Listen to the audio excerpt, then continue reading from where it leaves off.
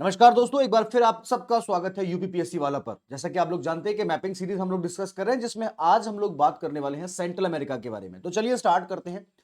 जैसा कि आप लोग नाम से देख पा रहे होंगे, ये सेंटर में है, यानी कि नॉर्थ अमेरिका और साउथ अमेरिका के सेंटर में आपको जो अमेरिका देखने को मिलता है उसको हम लोग यहाँ पर सेंट्रल अमेरिका के नाम से जानते हैं, जिसमें स्पेशली कुछ आइलैंड्स हैं, कुछ कंट्रीज हैं, जिनके बारे में अब हम लोग यहाँ पर डिस्कशन करने वाले हैं। एक एक करके सारी बातें हम लोग यहाँ पर सीखेंगे। सबसे पहले, Central America is a region in the Americas that connects North and South America, यानी कि जो आपका नॉर्थ अमेरिका है, नॉर्थ अमेरिका और साउथ अमेरिका को कनेक्ट करने वाला जो रीजन है उसको हम लोग यहां पर सेंट्रल अमेरिका के नाम से जानते हैं। It is bordered by the Caribbean Sea to the east and the Pacific Ocean to the west, यानी कि ईस्टर्न साइड में अगर देखें तो यहां पर आपको कैरेबियन सी देखने को मिल जाएगा, और वेस्टर्न साइड में देखेंगे तो आपको यहां पर पैसिफिक ओशन जो है वहां पर देखने को मिल जाता है।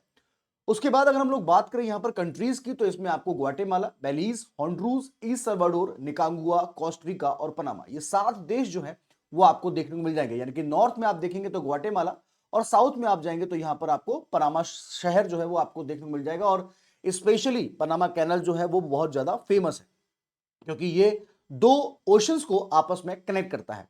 आगे हम लोग चले तो यहां पर कुछ ज्योग्राफिकल फीचर्स की बात कर लेते हैं। First of all we will discuss about mountain ranges. Central America is characterized by a series of mountain ranges that run north to south. Many of these ranges are volcanic in origin. ये reason जो है हम लोग यहां पर देख पा रहे हैं, जैसा कि आप लोग जानते हैं कि ये रीजन स्पेशली जो रिंग ऑफ फायर का एरिया है, तो यहां पर जो माउंटेन्स है ये वॉल्केनिक है अपने ओरिजिन में।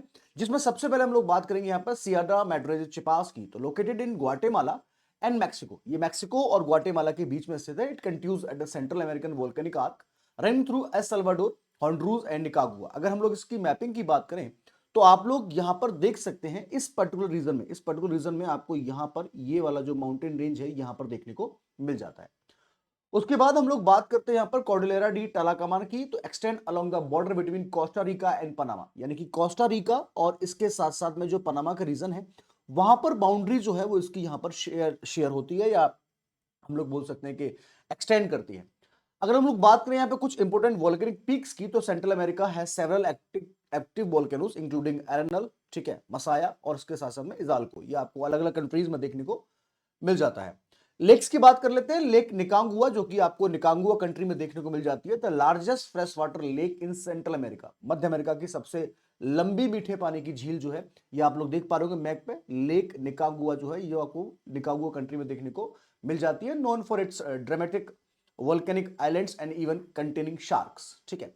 लेक अटेलियन के बात करते हैं हम लोग, तो यहाँ पर breathtakingly beautiful lake surrounded by volcanoes offering stunning views and opportunities for hiking and exploring nearby Mayan villages. अगर हम लोग बात करें यहाँ पर इस पर्टिकुलर लेक की, तो ये आपको ग्वाटेमाला का रीजन आप लोग देख पा रहे होंगे। यहाँ के आसपास आपका रीजन जो है वो उसको हम लोग यहाँ पर लेगो डी अटेलियन के नाम से यहाँ पर जानते हैं, जो कि एक बहुत फेमस लेक है।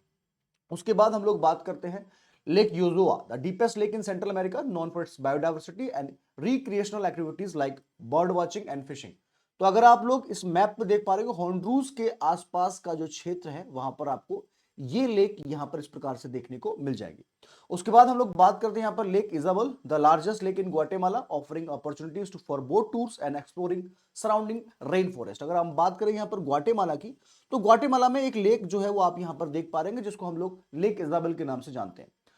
अगर हम लोग बात करें यहां पर रेन फॉरेस्ट की, तो the rain forest in countries like Costa Rica, Panama are part of the Mesoamerican biological corridor which is home to rich biodiversity including tropical plants, animal like jaguars and sloths, a variety of bird species such as resplendent quetzal।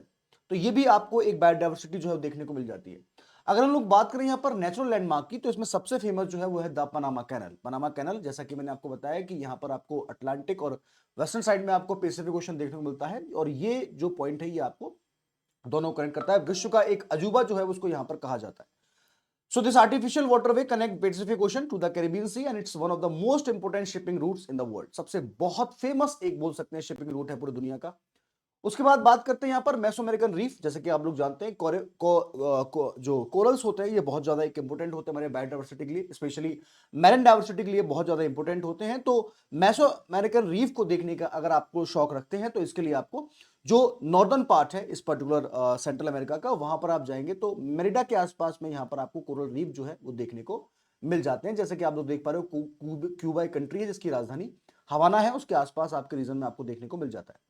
इसी के साथ में हम बात करें यहाँ पर Coco island located in the Pacific Ocean about 50 kilometre off the coast of Costa Rica. Coco island is known for its biodiversity and it's UNESCO world heritage site. तो कोको आइलैंड की अगर हम लोग यहाँ पर बात करते हैं तो आप लोग इजिली इसको यहाँ पर देख सकते हैं, जैसा कि आप देख पा रहे होंगे कोस्टा रिका, और इसके 550 किलोमीटर के आसपास आप देखेंगे यहाँ पर 297 नॉटिकल माइल्स लिखा हुआ है। यहीं पर आपको कोको आइलैंड नेशनल पार्क जो है वो देखने को मिल जाता है। ठीक है, तो एक इंपॉर्टेंट आइलैंड है जैसा कि आप लोग यहाँ पर देख पा रहे होंगे, और सबसे महत्वपूर्ण बात यह है कि ये यूनेस्को वर्ल्ड हेरिटेज साइट है।